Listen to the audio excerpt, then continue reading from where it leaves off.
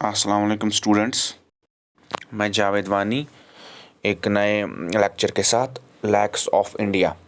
तो ये important topic है क्लास 9th के लिए। आपका जो ड्रेनेज चैप्टर है उसके लिए बहुत ही इम्पोर्टेंट है।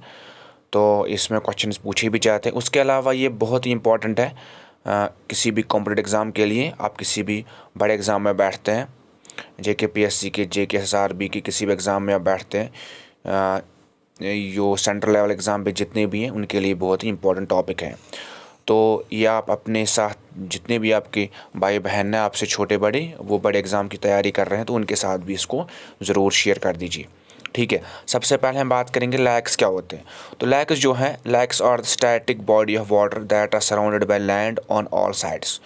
तो जो लैक्स होते हैं वो क्या होते हैं, वो एक स्टैटिक बॉडी ऑफ वाटर होते हैं, यानी एक पानी का बहुत बड़ा ज़ख़ीरा जमा होता है।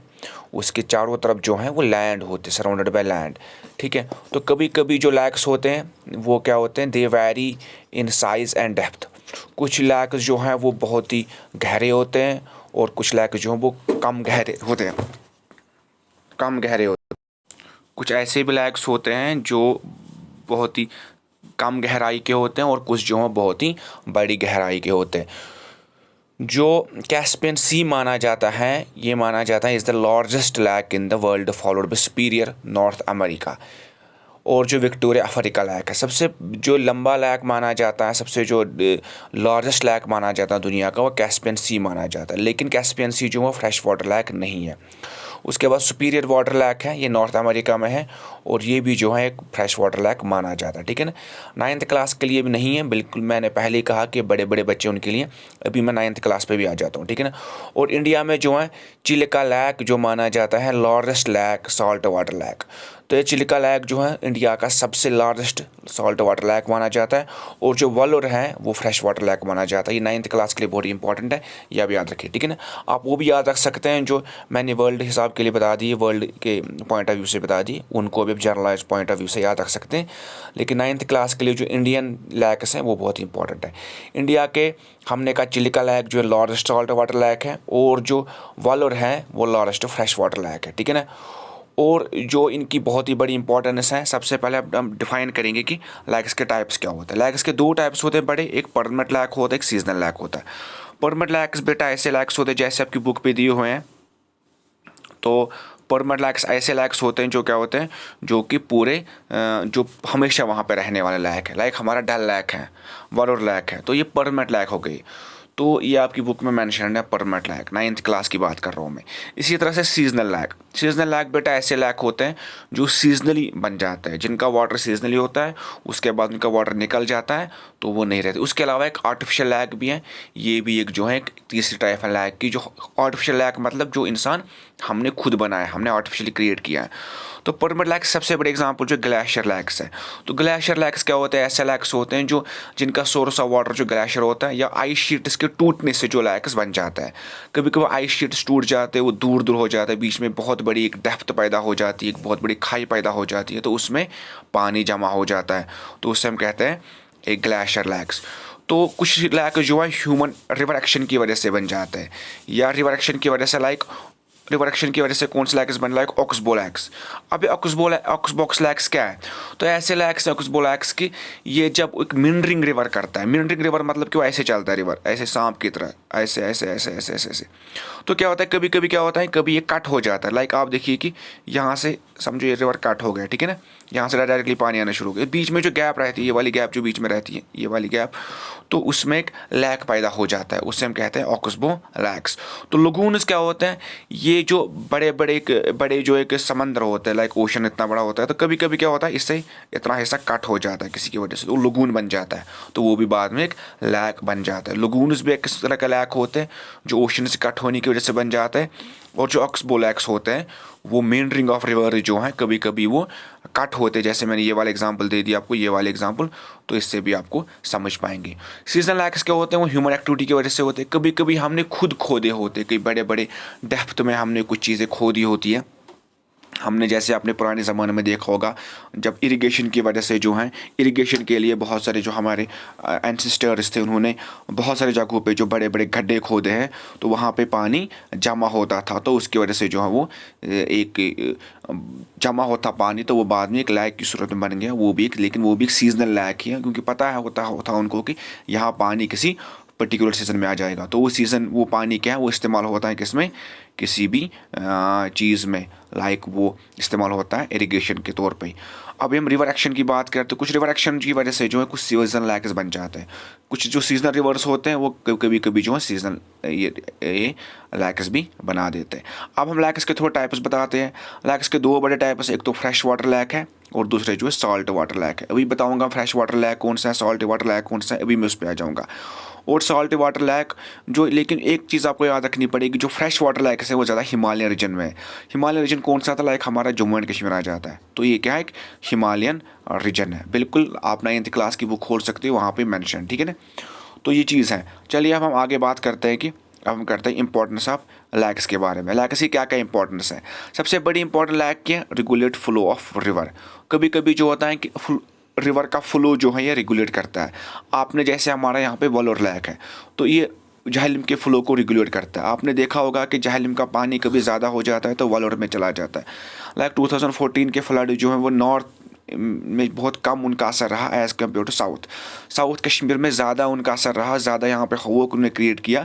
लेकिन नॉर्थ में चूंकि वॉलर लैक है, बहुत सारा पानी वहाँ पे जमा हो गया और नॉर्थ में जितने भी लोग हैं वो काफ़ी हद तक बच गई। दूसरी बड़ी चीज़ क्या है, प्रिवेंट फ्लडिंग। तो फ्लडिंग की मैंने अभी बात की, जो बड़े लैक्स होते हैं वहाँ पे रिवर का पानी चला जाता है और फ्लडिंग की वजह से भी वो बच जाते हैं। यानी कुछ जो है, अगर रिवर में ज़्यादा पानी हो जाएगा तो वो हम लैक्स में छोड़ सकते हैं, तो उस वजह से फ्लडिंग से हम बच सकते हैं। लाइक कभी कभी जो है जहलम में ज़्यादा पानी हो जाता है तो या तो डल लेक में चला जाता है, या तो हम डल लेक का गेट खोल देते हैं, उसमें छोड़ देते हैं उस पानी को, या कभी कभी जो है वो और बाई ऑटोमेटिकली, क्योंकि उसका रास्ता ही है वॉलर के थ्रू, अगर वॉलर की लेवल भी कम है पानी की तो वहाँ पे चला जाता है, वहाँ पे बहुत ज़्यादा पानी जो है अकोमोडेट हो जाता है। तो ये दो बड़ी चीज़ें हैं रिवर के लिए, एक फ्लो ऑफ रिवर को रेगुलेट करता है और प्रिवेंट करता है किसको, ये फ्लडिंग को। और दूसरी बड़ी चीज़ क्या है कि ड्राई सीजन के दौरान क्या करता है, मेंटेन फ्लो ऑफ वाटर। जब कभी ड्राई सीजन होता है, रिवर्स के अंदर इतना पानी नहीं होता है, तो उस वक्त क्या होता है कि ये जो है, यही जो लैक्स होते हैं हमारे काम आते हैं, उस वक्त ही इरिगेशन के तौर पे ये हम इनको इस्तेमाल कर सकते हैं, इनका पानी निकाल सकते हैं और हम उसको खेतों में लगा सकते हैं, या कभी कभी पीने के लिए भी जो इस पानी को इस्तेमाल किया जा सकता है। Can be used for hydel power. Hydel power को पता ही है कि वो वाला पावर जो क्या किया जाता है, जो वो वाला पावर जो इस्तेमाल किया जाता है, वो एक सीज़न, वो पानी जिसकी वजह से हम पानी पावर उठाते हैं। लाइक इसके पीछे भी एक बड़ा रीज़न है कि पहले पोटेंशियल एनर्जी को फिर कन्वर्ट किया जाता है काइनेटिक एनर्जी में, उसके बाद टरबाइन को रन किया जाता है, फिर स्पार्क जनरेट हो जाती है और इस तरह से जो है ये हाइडल पावर जो है जनरेट हो जाता है, ठीक है ना। कभी कभी जो बड़े बड़े पावर प्रोजेक्ट्स हैं कश्मीर में भी हैं, लाइक बगलिहार पावर प्रोजेक्ट है, उरी पावर प्रोजेक्ट है, इसी तरह से जो है तो बहुत इंडिया में भी हैं बहुत से ऐसे डैम्स बनाए गए, लाइक हीराकुंडा डैम हाईएस्ट डैम माना जाता है इंडिया का। तो इसी तरह से जो है ये इनका भी एक यूज़ है कि हम इनसे हाइडल पावर जनरेट कर सकते हैं। और लैक्स मॉडरेट सराउंडिंग क्लाइमेट, जो क्लाइमेट होता है आसपास, तो बड़ा ही सराउंडिंग उसको एक मॉडरेट करते हैं, एक मॉडरेटिंग फुल, जैसे सी का होता है एक मॉडरेटिंग क्लाइमेट का, वैसे ही जो है लैक्स का भी होता है। आप कभी जाना, अगर आप गर्मी के मौसम में भी, आने वाला गर्मी का मौसम है, कभी डल लेक किनारे जाना, यू विल फील वेरी, है ना, आप बहुत ही अच्छा फील करोगे वहाँ पे, आप बड़ा कोल्ड फील करोगे एंड यू विल एंजॉय। कभी जाना वहाँ पे, आप जो है टाइम निकालना अपने लिए, तो आप वहाँ पे कभी जाना, एक चक्कर लगा के आ जाना, तो आपको नज़र आएगा कि डल लेक के आसपास जो माहौल है वो कितना अच्छा है। और कभी आप वॉलर के आसपास जाना है, कभी जो है उसके पास, आपको समझ आएगा कि कितना अच्छा माहौल है वहाँ पे जाते हैं। तो फिर आपको एक्सपीरियंस भी होगा कि लैक जो है किस तरह से सराउंडिंग क्लाइमेट को मॉडरेट करते हैं, ठीक है ना। अब हम बात करते हैं कुछ इंपॉर्टेंट लैक्स की जो इंडिया में, ठीक है ना। तो ये बड़ा ही, मैंने कहा, या आपके याद रखने की चीज़ इतनी भी ज़रूरी नहीं है, आप 9th क्लास में याद रख भी सकते हो, नहीं भी रख सकते हो, लेकिन अगर आप कोई बड़े एग्ज़ाम की तैयारी कर रहे हैं तो आप इसको फिर याद रख सकते हैं। सबसे बड़ी चीज़ जो है हम बात करते हैं, तो अस्तामुडी लैक, ये मुझे प्रोनाउंस करने में थोड़ी प्रॉब्लम हो रही है, अस्तामुदी या अस्तामुडिया पढ़ सकते, केरला में है।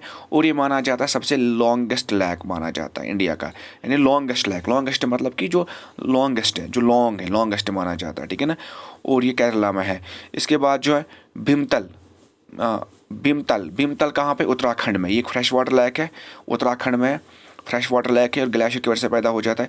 चिलिका, ये लगून लैक है, उड़ीसा में है, लेकिन ये याद रखिए कि चिलिका लैक जो है ये साल्ट वाटर लैक और हिंदुस्तान का बड़ा साल्ट वाटर लैक माना जाता है, चिलिका लैक, ठीक है ना। ये चिलिका लैक को मैं ऐसे कर रहा हूँ, चिलिका लैक जो है ये उड़ीसा में है, चिलिका लैक, और माना जाता है कि ये क्या है, साल्टी वाटर लैक है और इंडिया का बड़ा साल्ट वाटर लैक है।